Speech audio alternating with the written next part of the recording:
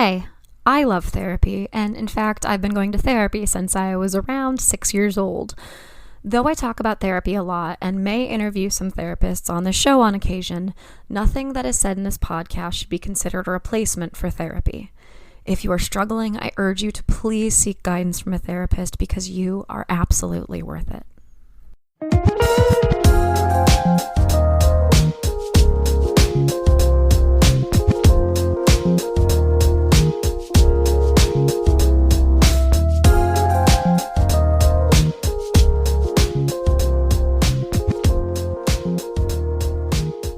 Hello, everyone. You are listening to Wine, Dine, and 69, a podcast about dating, relationships, sex, and self-love. I am your host, Rachel Dalton, recording from my studio, aka my car. It's kind of a 50-50 guess. It's either my bed or my car. I'm either on the go or completely lazy and not moving whatsoever. There's not really any in between, I found. But you know what? My human design says that I'm a projector, and so I need to learn to accept the ebbs and flows of my energy, which my somatic work that I've been doing is also teaching me. So that was a really big diatribe. I'm recording in my car, but all of those things are true and do apply. And I guess that's kind of what I wanted to talk about today, energy and where you put your energy. I, myself, have just been realizing how much more time I need to rest. One of my friends, I marvel because it seems like she's like always on the go, always has plans like 2 months in advance. And I'm finding that for me, I either have like a couple of weeks with nothing and then a couple of weeks with like really crazy stuff, which is kind of what my September was like. Really, really crazy.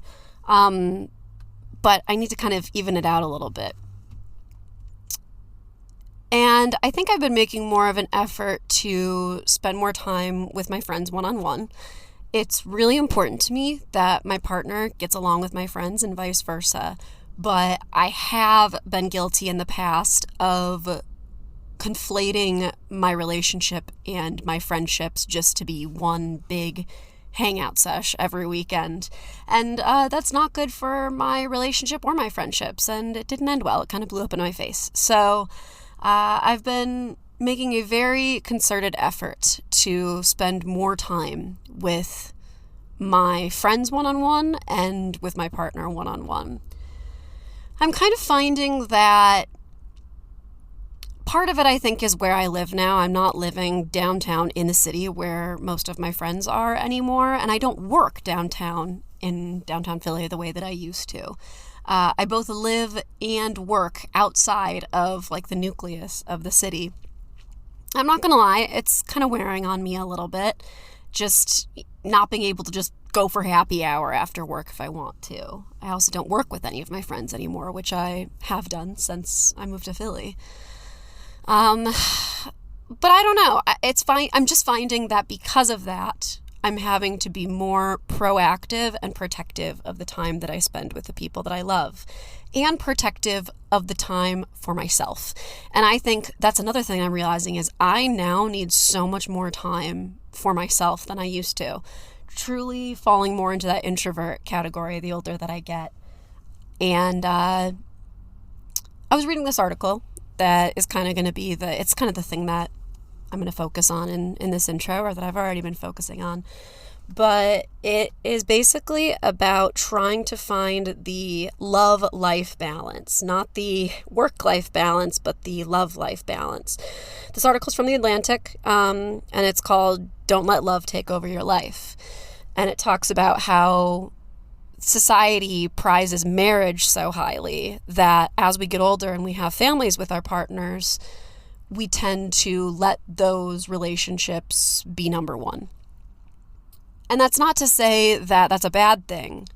It's important to make intentional time for the people you love, but that also includes the other people in your life, your family of origin, your friends. And as I get older, I realize it is harder to balance all of those things, but it's worth it too. And it is good for that relationship, the romantic relationship in your life. Because I mean, if you think about it, and this isn't anything new that I'm sharing, but marriage, the concept of marriage has changed so much from what it was just a couple of decades ago. Now we want our partner to be everything, our confidant, our best friend, our therapist, all of these different things that we want our partner to be. That puts a lot of pressure on one person. So being able to have a lot of different people in your life and to prioritize those relationships, because all relationships take work. I think that the world would have us think that friendship should be low stress and should never have issues, but that's just simply not how things always work. So, I don't know. It's just something that I've been thinking about. I think that a lot of people, when they get into a relationship, they have a tendency to kind of siphon off and pay more attention to that aspect of their life, which is natural. But this article by Faith Hill, like I said, The Atlantic, talks about, let me see, I'm just scrolling in here. Here we go. I feel like I should add like Jeopardy music. All right. So basically, this article says that couples may need to balance two elements: relatedness and autonomy. Relatedness being connection, intimacy, autonomy being your individual person. It's not healthy to be completely codependent, and it's not healthy to be completely independent. Like almost everything in life, the truth is in the shades of gray. So I guess that's something that I'm thinking about. How do you balance all of these things? I was really proud of the fact that I spent a lot more time with friends one-on-one in September than I have in a while, and I have plans to spend time one-on-one with more friends in October. How do you balance work and the stresses that come with that? How do you balance having deep friendships that aren't just surface level?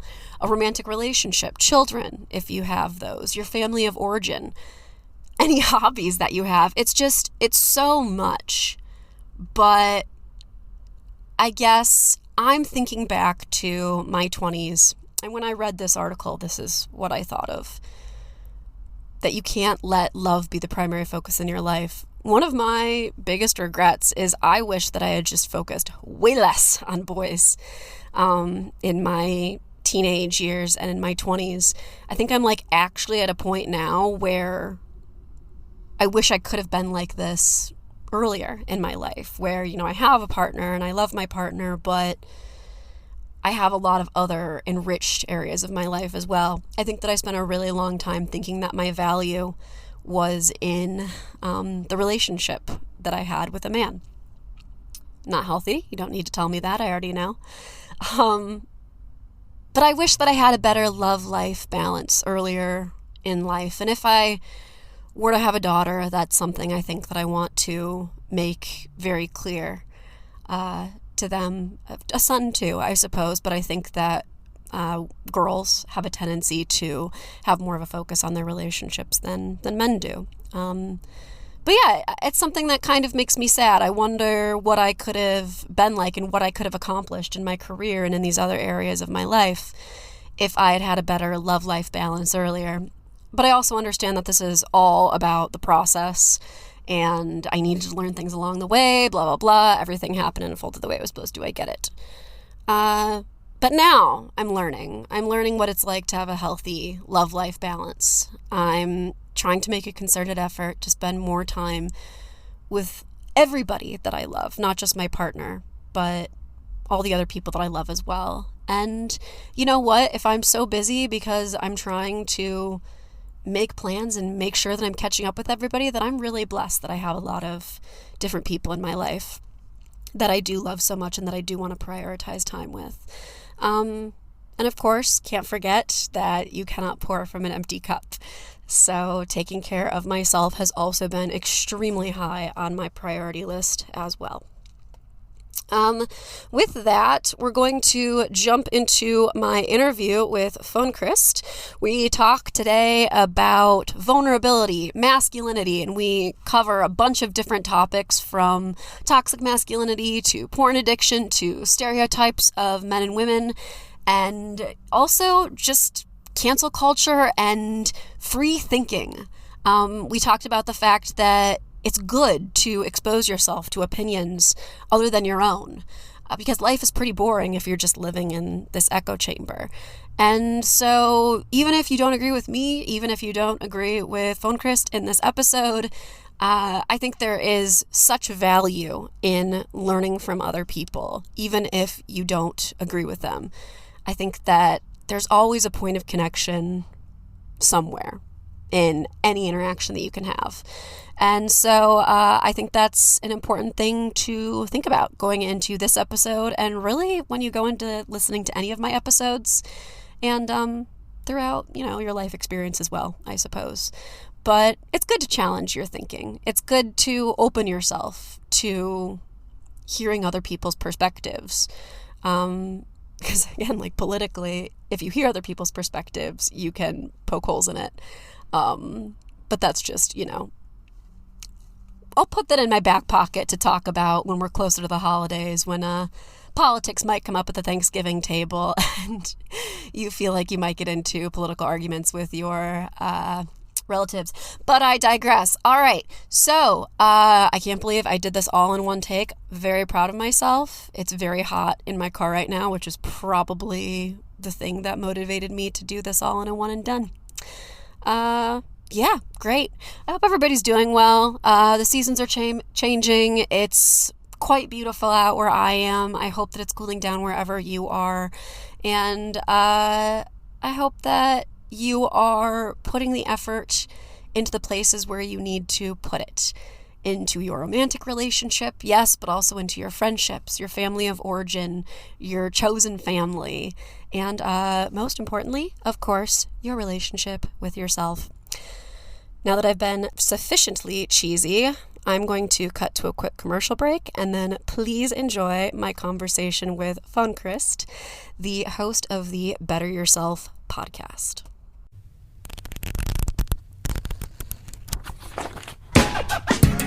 Calling all citizens of Halcyon City. The newest generation of heroes are now painting the pages of Delinquent Comics, an actual play podcast in the game world of Masks, a new generation. Join our heroes as they struggle to build a team and save the city. Can Titan escape the shadow of his mentor burnout? Is Soul's overwhelming power too dangerous to control? Will Muse discover her past? And how does White Knight stomach all those strange snacks? Listen to Delinquent Comics to find out at allportsopen.com, Spotify, iTunes, or wherever podcasts are found. New issues become available to all citizens every other Monday.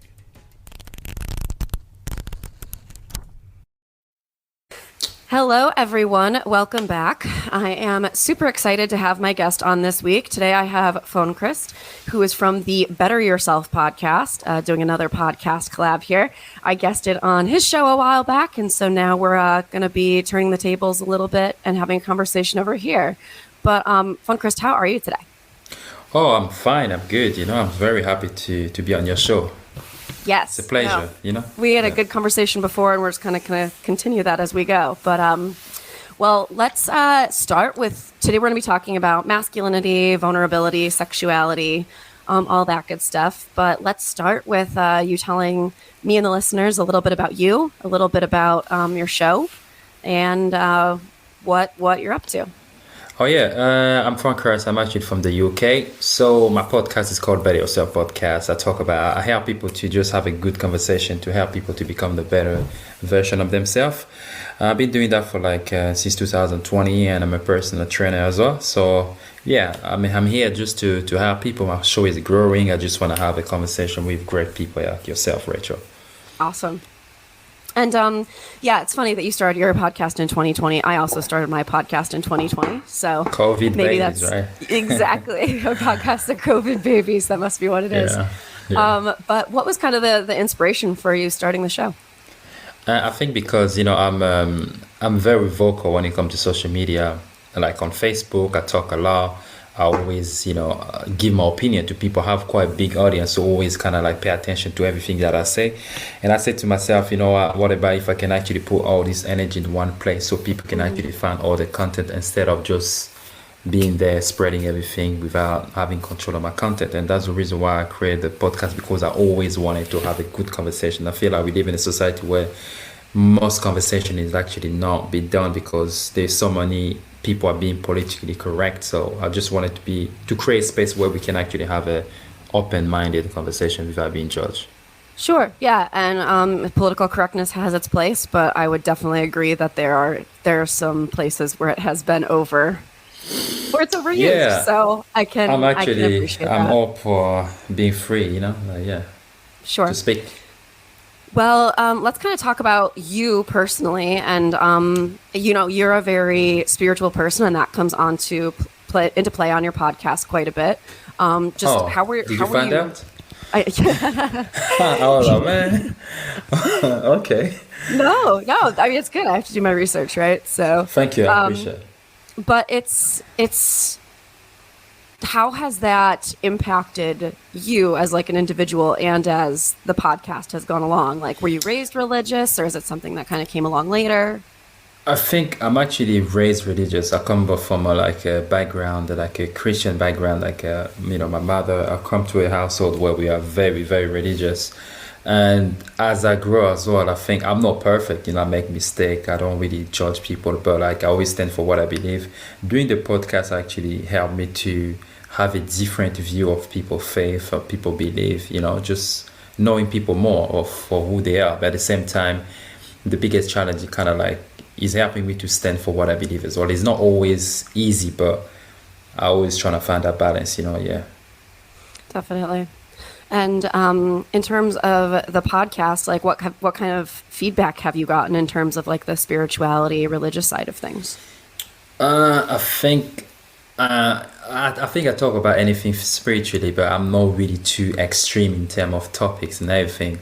I think maybe this year I'm gonna try to push a little bit the controversy or that. I think the feedback that I have, I think people are very positive about the feedback, because it's more like common sense. I talk to people that actually know what they're talking about. I just don't have a conversation of me judging people, because the podcast is not really about me. It's more me using myself to kind of like have a conversation with other people. I'm not a guru to try to tell people how they have to be. So that's why people kind of struggle to bring everything back to me, because I'm just there to give my opinion. But sometimes my opinion is very strong and people just follow me and believe whatever I believe. So I never really have like a lot of people don't agree with me, but people that don't agree with me, they know me so well to the point of they know like whatever they're gonna say, they have to bring an opinion. If they don't bring any opinion, they just come in a sense of trying to fight me back. It's not gonna work, because I'm not afraid to express myself. And as I say, I'm against all people who are very politically correct. And I think that like there is definitely something to be said about this idea, because my show is the same, it's about storytelling and that everybody has a story. There's this freedom of dialogue, right? To have these conversations, and maybe we won't agree, maybe we will agree on some things, but it doesn't like being able to have the conversation is important. And so you being able to talk about that, I think is really, really interesting and necessary, just to be able to open the table to make a place where people can express themselves, even if people might disagree with them. Yeah, I think today's society, people pretend to have an open mind conversation, but people are not having a conversation. People are having the conversation with people that think like themselves. People are in the space. It doesn't make any sense. Some people are like, I'm free-minded, I'm free, whatever. No, you are speaking to people that think exactly the same way as you. That's why the conversation is going in one way. Right. Even people today who claim to be free and all this movement we're having today, people are just sticking to their way of thinking. When you think another way, they're gonna call you names, all that. So I think that's is a very toxic environment that we're living right now. It's very hard to stand for yourself and to stand for what you believe, no matter your belief, no matter if you're religious or non-religious. Your belief is very hard for you to express yourself freely. But if the majority of society, I'm talking about the mainstream and all that, if they agree with your whatever you stand for, you have no problem. But as long as you're trying to think otherwise, that it become a big problem. So I think that's one of my biggest fight today. That's why, I have this And platform. it's just about sharing, and what it's good to have a sense of like what your morals are and where you stand. But this idea that this idea that you're talking about now, that these people have kind of, these people meaning, I mean, whatever, that people have kind of, maybe overcorrected in a way, it's judgmental and not leaving a lot of space for empathy, like cancel culture, for example. I think that cancel culture has gotten like way out of control. Because it works one way. And then it's like, well, like, what about giving people the opportunity to take accountability? What about giving people the opportunity to make changes? What about giving people the opportunity to make good? And I think that that's really important, and definitely an area in which I like totally agree with you there, that we need to be more open to other opinions of different people. Yeah, I think it's not, I know like I did mention the whole controversy, whatever, but beside that side, there's always, in my podcast, there's also a side of having a conversation, of the taboo conversation, for example. I've noticed like there's a lot of things people don't talk about. It's not because they are trying to be politically correct that have nothing to do with that. It's just because they are not brave enough to kind of having those honest conversations, like when it comes to men's, our security, mental health. We talk about mental health. I feel like we're not talking about mental health in a right way, or people can really relate. A lot of trauma, women being abused. I've learned a lot about many women being abused sometimes by their own family member when they was kids. Men being abused, men being abused in their own relationship, sexual issue. Things like that I've noticed since I started doing the podcast. There's so much conversation we are not having because people are just afraid to kind of like expose their insecurity, and that's the reason why we cannot talk about mental health when people are not open-minded about what they really feel. So this is one of the things that I've learned as well. So besides just the radical part of what I say, but I feel like all those healthy conversations as well, it's very rare for people to have it. That's why I'm starting to have it now. And every time I post something, people always like, "Oh my God, I can't believe you're talking about this." I was like, "It is, it's just reality." Someone's got to do it, yeah. Yeah, last time I spoke about like porn addiction, all that. Like people was like, "Oh my God, how can you talk?" I'm like, "Look, I know a lot of people. Most of the people are actually addicted to porn, but who gonna be there around Facebook? Like, oh my God, I can't get." I keep watching porn all the time. I have sexual dysfunction because I'm watching too much porn. Who gonna say that? But when you talk about it, people gonna listen to it and they're gonna learn something, because my goal is to bring education in every kind of conversation, not just having a conversation for the sake of it. You gotta bring something out of it. So yeah. Have you checked out the YouTube channel Trigonometry? No, actually, I never. Yeah, it might be up your alley. I would check it out. I would check it out. Yeah, it's just a YouTube channel. It's really cool stuff. But, well, kind of like going to that like porn addiction thing. I mean, the main thing that we're going to be talking about today, when I was on your show, we talked about feelings and the different genders. And, my experience is cishet. And, that's your experience as well, I believe. Correct me if I'm wrong, please. Yeah, I learned from you a lot. Yeah, it was a very interesting conversation. I'm glad. No, it definitely was. But so I have a lot of people who identify as women on the podcast for my guests, and so it's always kind of a treat when there is a guy, just because we don't get to have this experience as often, and especially to have someone who's vulnerable and willing to talk about feelings and everything. So today we're going to be talking about masculinity, vulnerability, sexuality. But let's start with that, like talking about that porn addiction thing. So I actually just recently did an interview with an expert on porn addiction. So what did you learn from that conversation? I think what I've learned, I don't know how to say it. It's not really what I've learned, it's like what I know, and then what I've, how can I say? I think what I learned about the conversation is there's a lot of people actually have this issue, Sure. and then it's actually destroying a lot of family, a lot of people just in general, and I feel like it's actually pushed by society, and then it's getting worse and worse because we live in a society where everything is sexualized. When you see things online, you see on Instagram girls being half naked or naked on Twitter is like a porn site now, Twitter. And the more you see that, the more you want to go and see all the content as well. And the porn content is actually free. And is actually one of the biggest and the strongest addiction because is something like you can be addicted to alcohol, you can talk about it to people, but when somebody's addicted to porn, when you ask everybody, do you watch porn? It was like you're gonna have to answer, nah, I don't watch porn. I know I don't watch porn. Or I used to watch porn when I was they always some years ago. Nobody gonna tell like, yeah, I watch porn every night. No. Yeah. So I think that's what I've learned. Like, is a lonely battle that many people actually suffer in silence. A lot of people trying to get out of it, but they have no clue how to get out of it, and they feel like it's shame to kind of have those kind of conversation. Totally. I think the next topic I'm gonna have, I want to know more porn addiction into woman perspective. I don't know how it affect women. I understand more about men. I never Yeah. understand about how it actually work with women, but I And know your the guest impact. And was then a a man, man right? actually, yeah. And then many people, he was addicted for I don't know more than about 20 years addicted to porn. Wow. And people don't understand the impact as well that he actually bring in somebody's life. I understand like the impact is more like sexual impact. It can be like it can bring actually a sexual dysfunction as well, and it actually Totally. can bring your I think it affect your brain as well, the way you think and a lot of things. So spiritually as well, if you're a spiritual person. So that's what I've learned, a lot of things. So Yeah. when you know all those My things, you're gonna be more mindful about the addiction.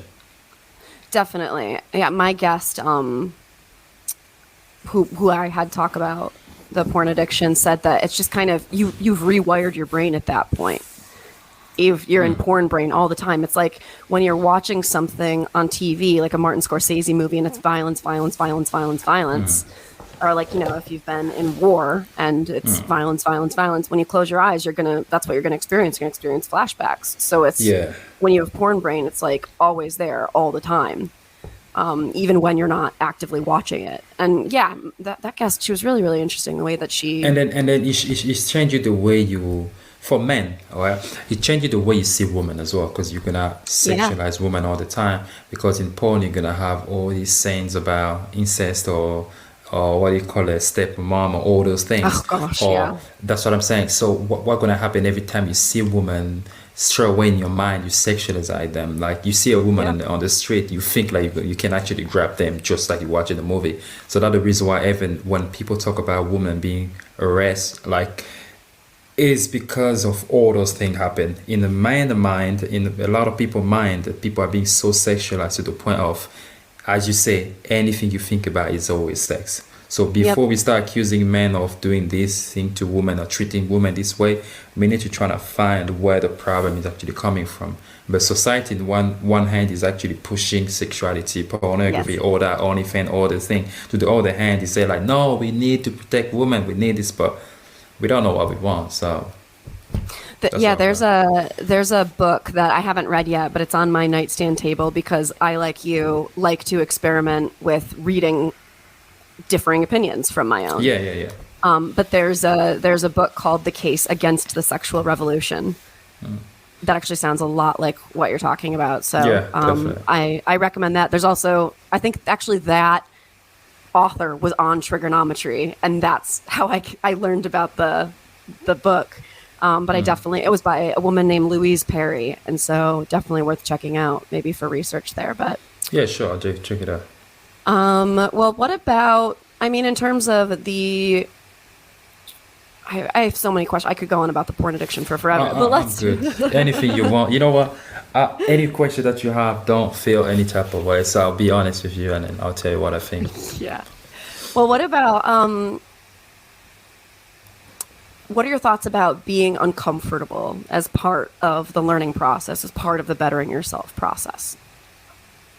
Being uncomfortable in terms of what, like? Well, like in terms of like differing opinions, or in terms of like, if you are in the middle of learning how to do something differently and it feels uncomfortable emotionally.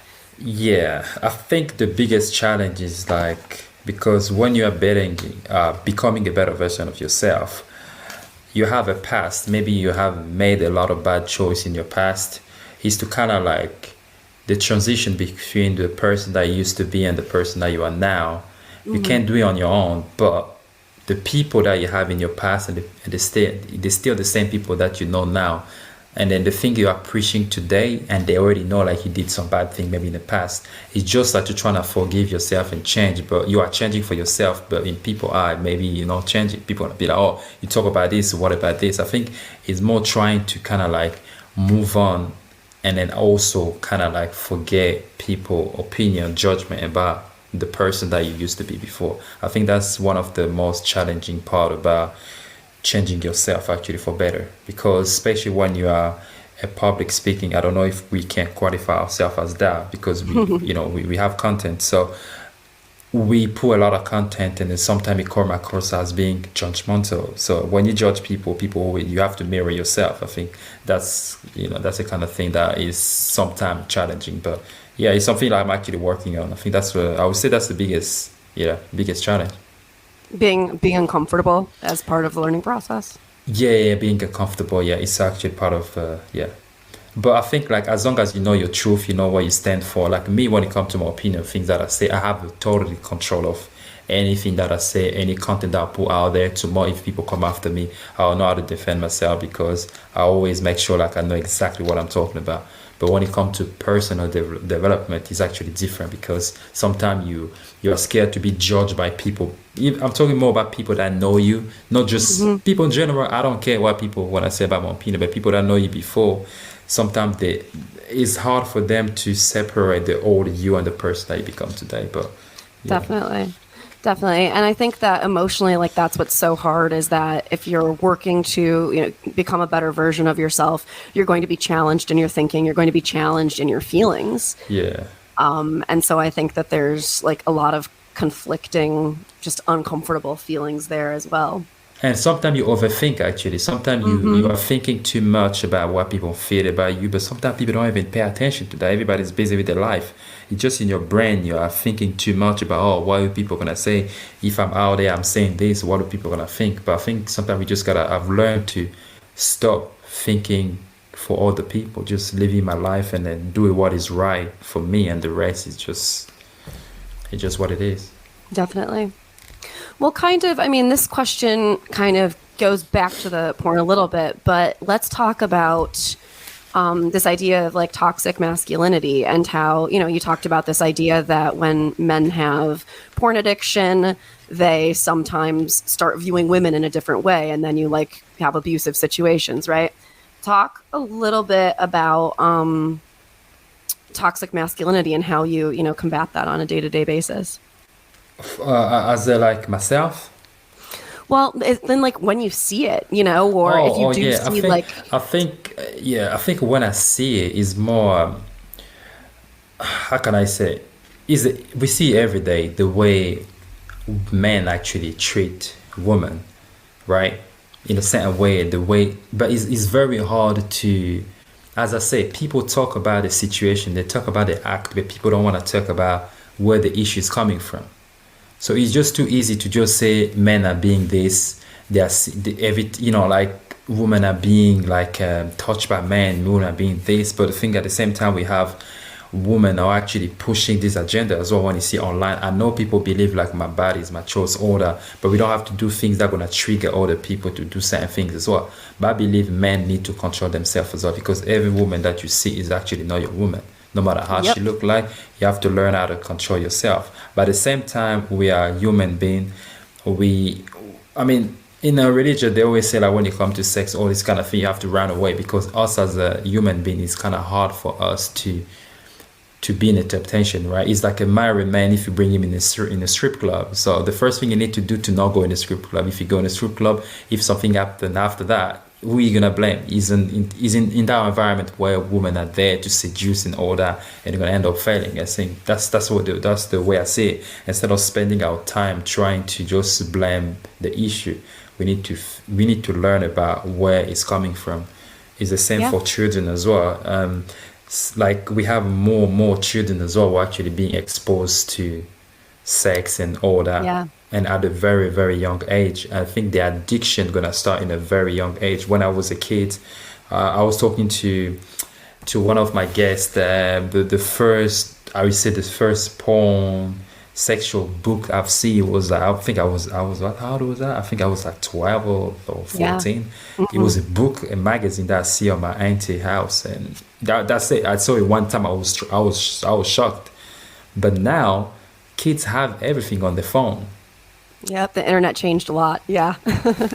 It's like, it doesn't make any sense. So it's like, and we actually we are creating a whole generation of kids who's gonna be very, very like sexualized and then addicted to sex, and this is what is happening. And then women gonna be more, they're gonna have more issue with that as well, because it's just gonna get worse. That's why when you talk about toxic masculinity, I have a different opinion, but I don't give any excuse to men who are actually abusing women, who are actually treating women unfairly. I can't give any excuse to that, because I think as a man, you have to do your own research. If you have an issue, you have to be able to find some help. You have to be able to have a conversation. That's what I believe, and this is actually one of the goals. Yeah. All you're saying is that toxic masculinity is a problem, and that it is a problem. We need to focus at the base of things, which is like, where is this coming from? How do we stop this when people are growing up? Before to quote you, there's one day I think I was working somewhere, and then there was a girl, because I'm a personal trainer as well. A girl actually saw my Instagram, and then she saw I was topless, all that. She saw my Instagram, she saw the picture. And then she was with one of her friends, and then when I was coming to work, she saw me. She was like, "Oh my God, I saw your picture. You look so nice. Oh my God, can you just take off your clothes? I want to see your abs." And I was like, "Ooh, I feel uncomfortable." I was like, so I just reverse it. I'm like, what about if me asked her to do that, to do the same thing? Yep, absolutely inappropriate. And that's how I feel like this is actually what she does is not. It doesn't happen every day to men, but men do that every day to women. Like, you look nice, you look this. And that's why I realized how toxic it is for actually us to treat men that and women that way. But trust me, many men, when we do that to women, we think it's normal. Yes. Many men think it's actually normal. That's why my last podcast episode, I was saying, like, us men, we are selfish. Instead of we always trying to think for our own ego. We do everything to feed our ego before we ever think. So when I'm seeing a woman, I'm actually expecting her to smile at me, to be nice to me, or I want to have all the women that I want. That's in the man brain. That's how we function. We don't really think, and that's why it creates that toxic environment as well. Totally, and I think that totally ties in with this idea of vulnerability too, right? Because gonna come up here and say like hashtag not all men, right? Yeah, not all men, but like the majority. I don't care how people feel, but people trying to hide the idea like not all men, but most men, that's how we have to talk about the majority, because when women are being oppressed on the street and all that, is the majority of people actually treat them that way, because that's what it is. And that's what we say, like when the not all men people were coming out during the Me Too movement. Like, my response was always, yes, not all men, but enough men, the majority, that this is a problem. And I feel comfortable saying, like, men need to do better, right? Yeah, we definitely do. Do you think that, like, vulnerability and, like, let's talk about, like, being in touch with feelings, right? So, you've done a lot of critical thinking, like, intelligently about this. Do you think that men being more in touch with their emotions could potentially be one of these things that could help out with toxic masculinity? I think we can actually be in touch with our emotion, but the thing is, sometimes we are afraid to let our emotion out, because it's very difficult for people to understand us, to actually, for society to hear our voice. Like, whatever man we have a concern about something, if I express my feeling to you today, how are you gonna deal with that? Are you gonna judge me, and what do you expect me to be, first of all? Absolutely. So we feel like there's no space for us to express our feeling. That's why we don't express our feeling. We do have feelings. Trust me, we are actually more emotional than women. You actually more struggle than us when it comes to emotion. But the thing is, we don't show our feelings because this is how society is built. This is how we believe we should be all the time.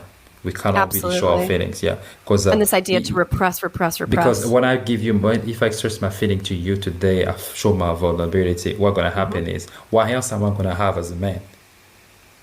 I'll feel, yeah. That's the thing. If I give you everything, because I'm supposed to be the one that's gonna protect you everything, because I'm the Right. man. But if I give you everything, I show you everything, my weakness. What do I have left? I'd say a healthy relationship, but Yeah, but as long as it work. yes, I know. But I know if- exactly if- what you're saying. If it It's a turned risk. the way around, I'm like, boom. And we don't like being uncomfortable. We like being Yeah. in control of everything that we do. Yep. And that's the reason why. And many women, women don't understand the way we function. Most women, they want us to think like them. The problem with women today, they want men to think like them. We don't think the same. Even when it comes to relationship, love, we don't have the same view when it comes to love as well. The way you describe love is not the way we describe love as well. But Sure. that's why it's just better for us sometimes to just keep it to ourselves. But it's not a good thing. That's the reason why a lot of men actually end up being addicted to drug or killing themselves. All that, the rate is going up because of the way society is treating us. So, Absolutely. And I agree with that. I think that, I mean, it's important to say, and I think like we talked about this on your show too, like people aren't a monolith, right? Yeah. But it is like so important to recognize, and I think I've realized this in the last few years, like toxic masculinity, it's called toxic masculinity, but it hurts men arguably more than it hurts women, right? yeah, It's- because women express awful. themselves, and then everybody want to help women. At least we have that like, we're able to express ourselves, but the root of the problem is that men are not able to express themselves. Like, so how have you kind of combated that and tried to be more vulnerable in like your day-to-day life? I think it's more like it's okay to expressing your feeling.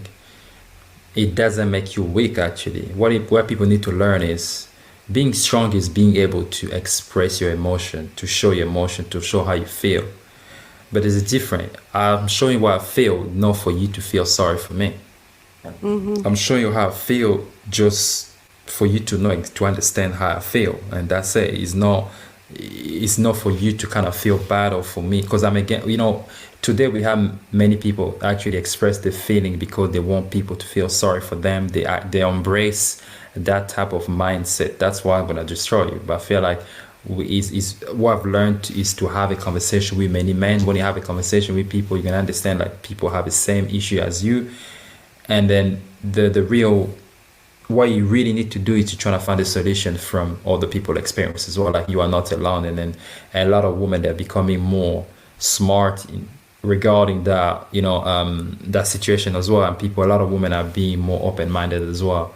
And I think that's with the whole podcast era, and we have a lot of things, social media, I think is helping is helping men to kind of like open up more, and especially when people talk about more the mental health and all that. I think and I think what I've learned as well, to understand people, you need to go back to the childhood.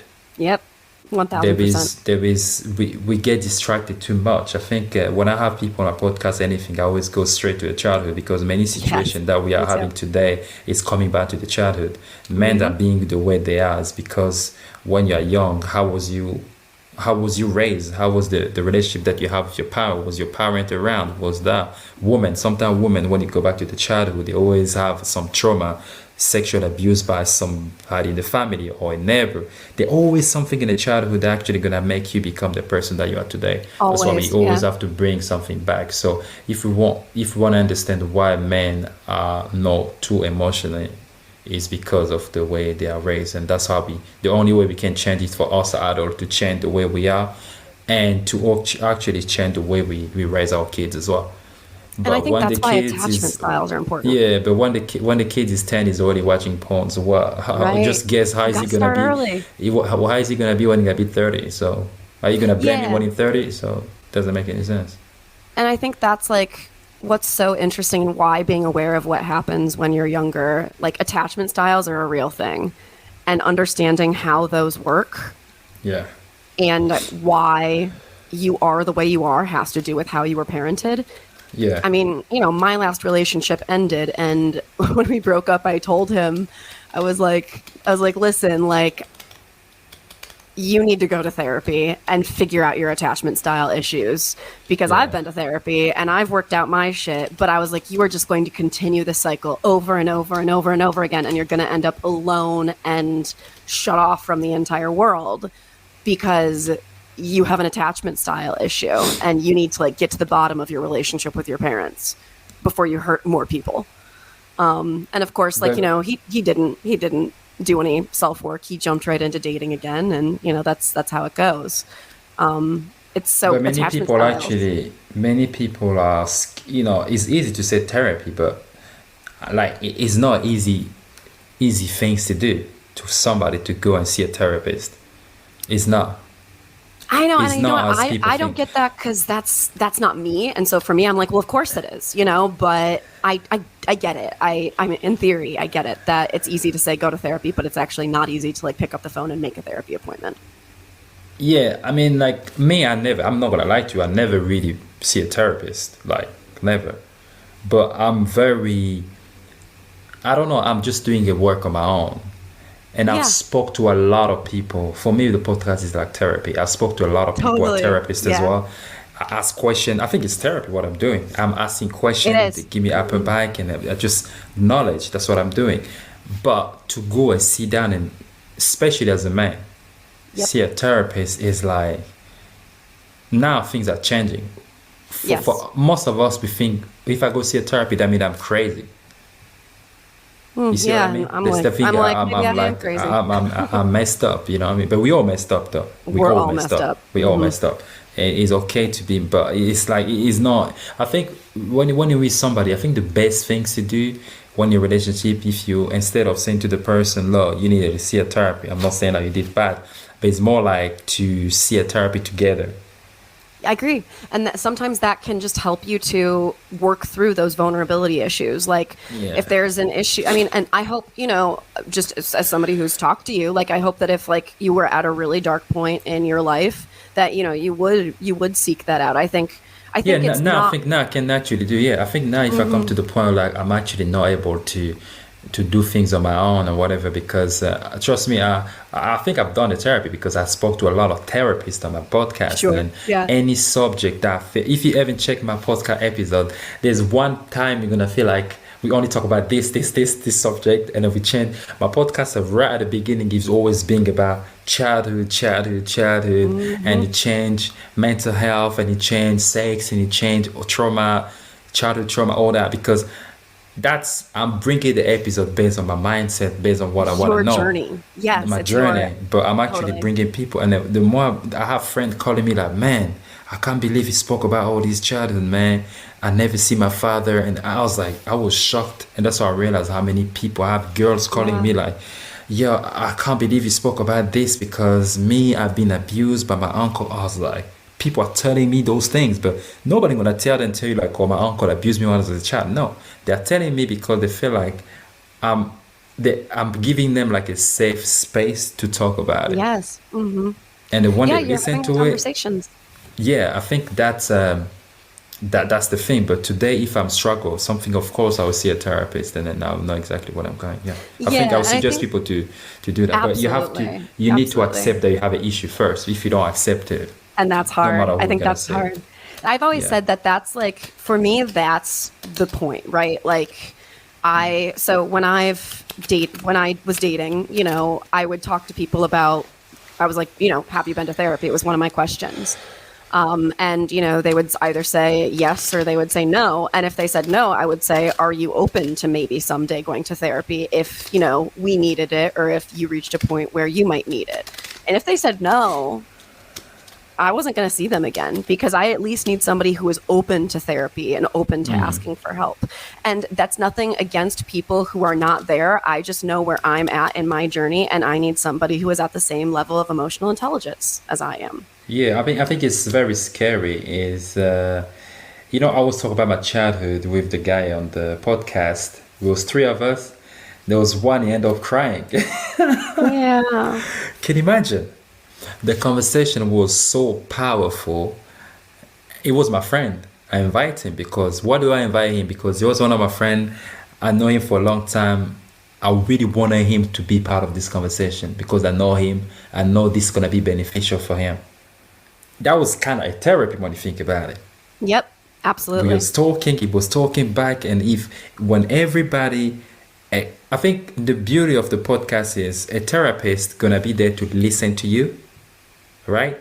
But when we do things on the podcast, I'm going to expose my struggle, myself, my weakness, or whatever it is, my insecurity. You're going to expose it, and the person is next to us is going to feel safe to do the same thing as well.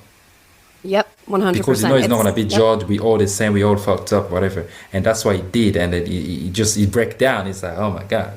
It's like, and then it was beautiful. And then that's one of the things that actually keep me going. And I feel like if we're gonna have a conversation, we don't have to have it just for the sake of it. We have to have it to heal each other and to help people to grow. To become better.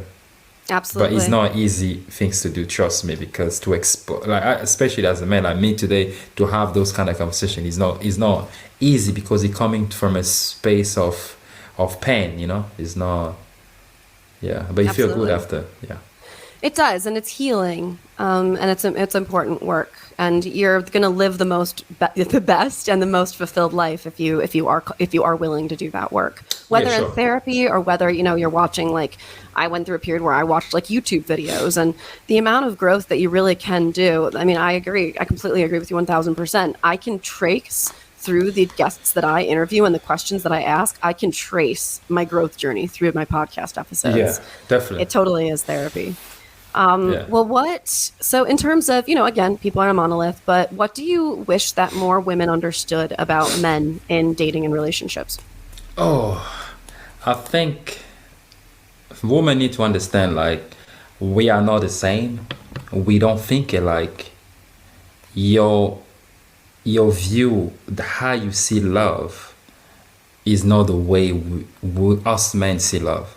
Many relationships today are being people are breaking up, are divorcing. It's not because they don't love each other, because they don't understand each other.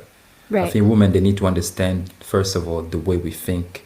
Men, we are very visual, and sometimes we have a lot of ego. We always put our ego first. We always put our ego and a desire first before anything. And sometimes when we put it, doesn't mean we don't love the person that we're with. We just do that because we are selfish, and this is who we are. And our biggest battle today is actually instead of feeding our ego, we need to, if I have to be spiritual, I would say we need to feed our soul, or we need to put the people that we love first. I think that's one of the biggest battle for men. And when you understand it, you're going to have a different conversation with your partner. Because many women, they always say, oh, he cheated on me, did this, oh my God, if you love me, you wouldn't text this girl. Yeah, no, but we don't think like that. I would say I love you, be like, no, if you love me, you cannot do that. No, because I'm selfish. I just think about my own pleasure, my own ego.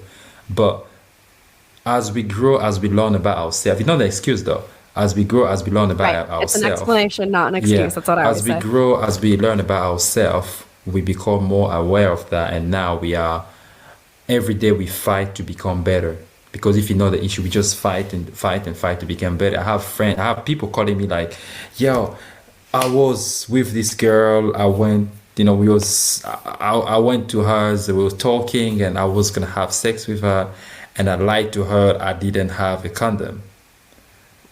So I actually managed to, he told me I lied to her, I didn't have a condom, so we didn't have sex. So I managed to get out of the house. I was like, that's my man. What a woman gonna say? No, for him, that's victory. Right? because he didn't want to do anything. So he have to lie. He couldn't just say, I don't want to have sex. He just have to lie to the girl like, I don't have condom, because he didn't want to go without it, right? He didn't want to have sex. Yeah. And then he lied to her. He did have a condom, but he lied to her like I didn't have it, just so to find a reason to not do anything. But in a mind, when he tell us, we was like, oh, that's my man. That's good, man. Keep doing this. You're getting there. Somebody called me. He's like, yo, 3 months I haven't done anything else to find out the girl or whatever. That's good. But for women mindset, they don't see things like that. They be like, why did you go to that room first? Why did you even spoke to her? Like, you see what I mean? So it's like, people are allowed to withdraw consent at any time. Yeah, but the thing Men and women. Yes, but the thing is men, when we know our struggle, we fight every day to become better. I think it's just like women just need to change the way. I'm not giving any excuse to men. I'm just saying, like, we don't have those conversations because we cannot talk, because we don't see things in the same way. If you learn to know men, you're gonna have a better conversations. And I think, like, what you're talking about too is totally, there are different types of people, right? Like, what you're talking about is a very stereotypical, like, societal view of men, and a very stereotypical societal view of women, right? Yeah.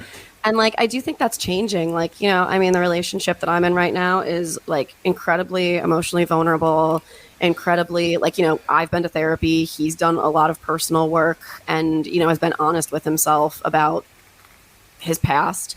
And I do think that that's changing. And, so it's like, I don't want to say that there's a right way or a wrong way to do it, but I'm doing it the right way.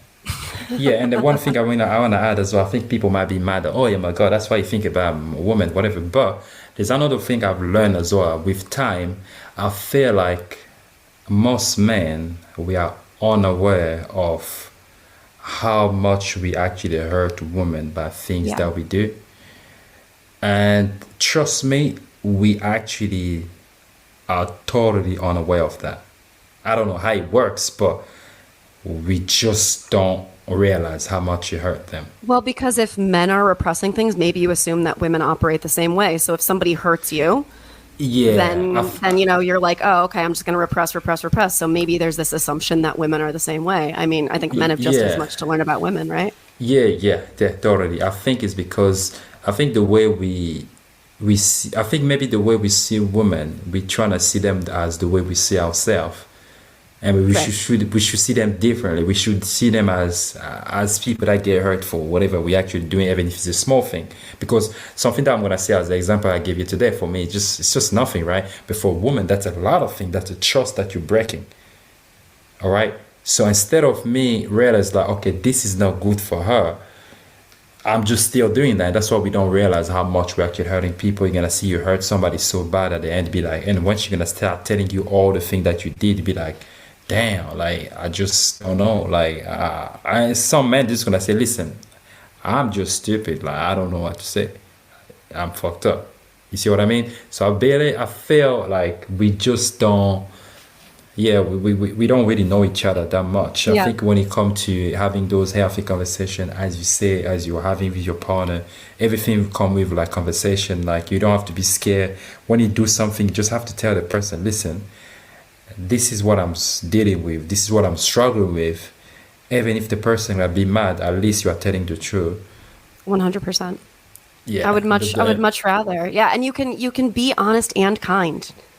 Yeah, it's not an either or thing. Yeah, I think that's what I've learned. I think, but it take a lot for a man to come to that level of maturity and wiseness. It's not an easy things as a man to do, but I felt like, and then again, it's because we don't have those kind of conversation. Even between us men, we don't have this conversation. Right. And I think I wish that men would. My partner has a group of really wonderful male friends who are really emotionally expressive, and I think that it's been really good for all of them to have those. Yeah, I think things are changing a little bit. I think now with social media, we have a lot. People are talking a lot, all Instagram posts, all these things. I think people are becoming more aware of, being better, and then just like being better with the people that they are with. I think things are changing. I would say we're not there yet, but I think things are changing for better. I think the conversation is actually happening slowly, and having those podcasts as well. I think things are changing. Yeah, definitely. We're doing it. We're making, I mean, really, like, I just wish that people would understand that, you know, being more open-minded, being less judgmental, and just understanding that people work differently than each other. And that's not a good or a bad thing, but having empathy for another person's and wanting to understand where they're coming from really can make all the difference in the world. And a relationship is actually, is like, is a teamwork, man. Is about, is every day is a fight to kind of like become better for yourself, for the people, the person that you actually be with as well. And it's like ups and downs, and we have to understand this is what it is. It's a teamwork. Sometimes you don't have to be perfect, and when you see people being good, it doesn't mean they're really that good. They're doing a lot of work on themselves as well. I think it's something that we need to realize, having more conversation, and we have to learn how to forgive as well, because there's a lot of things, if you don't know how to forgive, you're never gonna be able to be in a relationship. Is if the first thing that happened, you just break up, you're gonna break up a lot of time, because and people need to learn how to take accountability. Forgiveness and accountability. Yeah, I'm not trying to put it just that way. Yeah, I think there's a different type. You have to go forgive hand in hand. both, of course. Yeah, I think it go hand to hand as well. It's just you make mistake, but you have to become better. If you keep making the same mistake, then it sounds more like a choice. So that's something like actually I'm against. But it's a lot of work. It definitely is. If you're not ready for that, just don't be. Yeah, right. Just be a lone wolf forever. Yeah. Well, what is some, we kind of have to wrap up here, but what is some advice that you have for somebody who might be stuck and wants to better themselves but doesn't know how to start? I think the first thing to do is just like, you need to do like a self-examination, right? You need to know, like, you need to understand like you are not perfect. You need to stop judging yourself and blaming yourself for everything. And then just decide to kind of like take everything step by step. You have to understand like you're not perfect, but you're trying to do things step by step and trying to stay away from things that actually put you in a bad situation. Like your environment need to change. The people that you actually hang out with, if you're not like this person, gonna make you, gonna push you to do things that you actually don't want to do. I think you just gotta make sure like you are staying away from that kind of circle. You have to stay in your circle as well. The people that you talk to. I think you have to create the environment that you're with. You have to be you have to remind you of where do you want to be and where do you want to go. Listen to podcasts. They're gonna remind you of your mindset. Like talk about things, or following people on Instagram or social media, because when you follow same page that, let's say you're trying to train, you wanna go to fitness or whatever. If you follow a page that always talk about fitness all the time, every day you wake up, you see people training, you're gonna feel guilty to not even go to the gym. It's the same thing you're trying to change as well. You just have to surround yourself by energy that help you to go through toward your goal. So I think that's what I do. Definitely. I think that would be my advice too. So I can I think that's that's good. Totally. Yeah. Well, Phonchrist, thank you so much for coming on and talking with me today about this topic. I know that it can be loaded, and people, I don't know. There is a lot of different opinions out there, and I know there's a lot. I thank you for sharing yours. Thank you. I appreciate it. And thank you again for having me today, and for everybody want to listen to me. You can follow my page on Better Yourself Podcast, and thank you again for being. Yes, I'm actually Better Yourself Podcast, or you can go on Instagram, is Better Yourself Podcast as well. Everywhere you go is actually Better Yourself Podcast. So just search me out. I'm all platform, and then make sure you subscribe to my channel as well. And I appreciate it. Thank you for having you today as well. Always a pleasure. Thank you. And thank you, listeners, for coming on and listening to this conversation today. You have been listening to Wine, Dine, and 69. I am your host, Rachel Dalton, and let's keep talking.